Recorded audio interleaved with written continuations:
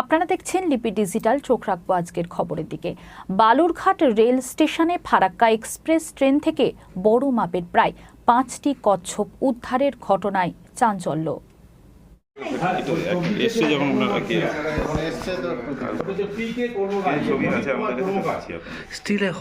আমাদের অফিসে রাখবো, তখন খুলে দেবো সব।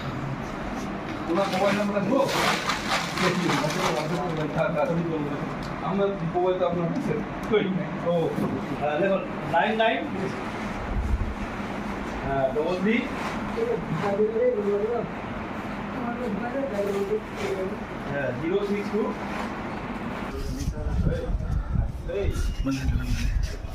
ওটা আমি দিলাম যে একটু হ্যান্ডে কভার করে এই শুরু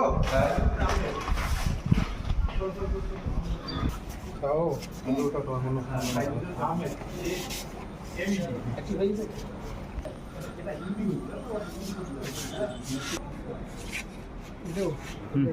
ঠিক ঠিক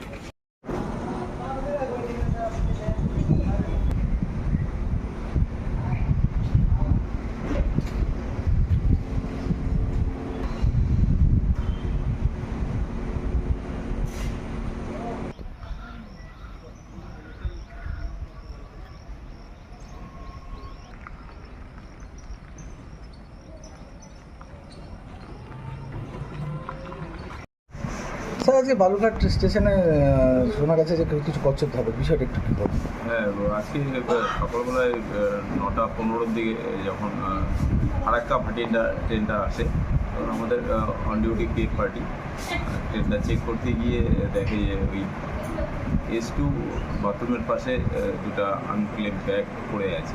কোনো লোকজন পাওয়া যায় না।